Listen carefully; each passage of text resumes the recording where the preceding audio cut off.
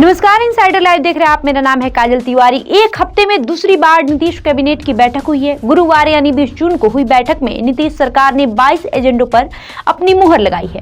इसमें सरकार ने पटना के अलावा 4 और शहरों में मेट्रो चलाने का निर्णय लिया है। इसमें मुजफ्फरपुर, गया, भागलपुर, दरभंगा शामिल है। साथ ही कैबिनेट ने खेल विभागों में नियुक्तियों पर भी फैसला किया है। साथ ही कैबिनेट ने बिहार विधानमंडल का सत्र 22 से 26 जुलाई तक चलाने के प्रस्ताव को अनुमति दे दी है।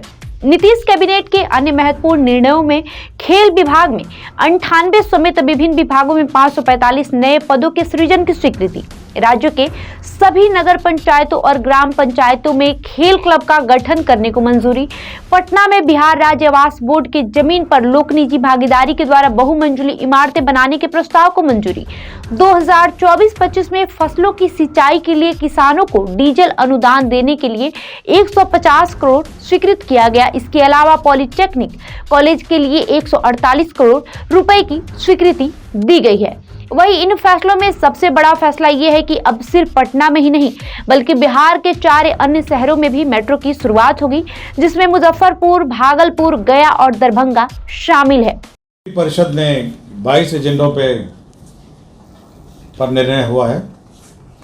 सबसे महत्वपूर्ण निर्णय यह है कि राज्य सरकार ने 4 शहरों में मेट्रो रेल के परिचालन का निर्णय लिया है। इसकी सैद्धांतिक सहमति मंत्रिपरिषद ने दी है।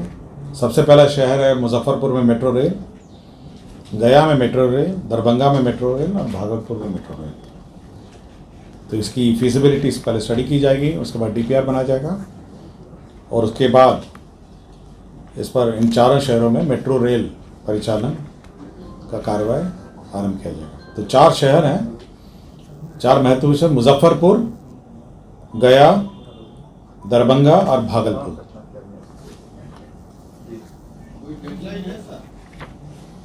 अभी सैद्धांतिक सहमति दी है, इसके बाद इसका फिजिबिलिटी स्टडी किया जाएगा, शहरों का मैप और ये सब है।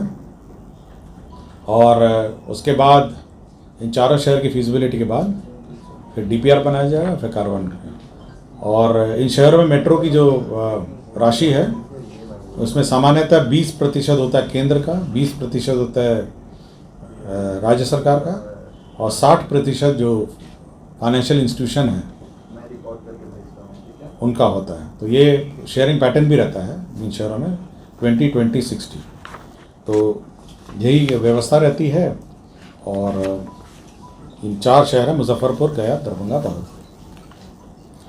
दूसरा ये खेल, आपको याद होगा खेल विभाग सरकार ने नया बनाया था और ये उद्देश्य था कि राज्य में खेल को प्रोत्साहन मिले और राज्य में जो खेल है उस पर विशेष ध्यान दिया जाए। और माननीय मुख्यमंत्री जी की पहले भी घोषणा थी कि प्रत्येक पंचायत में खेल का मैदान हो। आपको याद होगा कि समाधान यात्रा में जब गए थे तो यह घोषणा उस समाधान यात्रा के क्रम में किया गया था। अब यह निर्णय लिया गया है कि हर पंचायत में खेल क्लब का गठन होगा, स्पोर्ट्स क्लब का हर पंचायत में, और उसमें खेल की गतिविधियां होंगी और राज्य सरकार समय समय पर इन खेल क्लबों को फाइनेंशियल असिस्टेंस भी देगी। तो ये पहला है कि हर पंचायत में एक खेल क्लब, नगर पंचायत और ग्राम पंचायत में। साथ ही साथ यह भी निर्णय लिया गया कि जहां खेल मैदान पंचायतों में नहीं है वहाँ पे भूमि अधिग्रहण की भी कार्रवाई की जाएगी, लैंड एक्वायर करके खेल का मैदान बनाया जाएगा।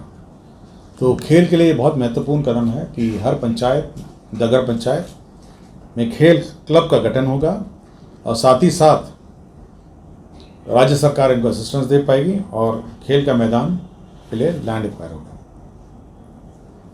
तीसरा है राज्य सरकार जो परीक्षाएं ली जाती हैं विभिन्न नौकरियों के लिए, आपका BPSC है, कर्मचारी चयन आयोग है और जितनी भी आयोग हैं उसमें जो परीक्षाएं ली जाती हैं, यह निर्णय लिया गया कि यदि आयोग चाहे तो विभिन्न चरणों में परीक्षा ले सकते हैं। मतलब जैसे बहुत बड़ी संख्या हो जाती है लेकिन जो मुख्य परीक्षा होगी, जो मेन परीक्षा होगी, जो फाइनल कट ऑफ वाली परीक्षा होगी, वह पटना और इर्द गिर्द में होगा। इसका तात्पर्य यह है कि सपोज किसी 25 लाख लोगों ने अप्लाई कर दिया। यूजुअली क्या होता है कि पूरे राज्य में परीक्षाएं होती हैं, फिर उसका इवैल्यूएशन होता है और उसको कट ऑफ मान के फिर उसका इंटरव्यू और जो भी क्वालिफाइंग पास हो जाते हैं। राज्य सरकार ने कहा है कि जहाँ पे इतनी बड़ी संख्या में लोग रहते हैं तो पहले स्क्रीनिंग एग्ज़ाम लिया जाए, प्रिलिमिनरी एग्ज़ाम, उसका बाद मेंस एग्ज़ाम जो यूजुअली है वो पटना के इर्द गिर्द लिया जाए। तो कहीं न कहीं इन शहरों के लोगों में काफी उत्साह होने वाला इस खबर को जानने के बाद। बहरहाल आपका इस खबर को लेकर क्या कहना, हमें कमेंट करके जरूर बताएं। धन्यवाद।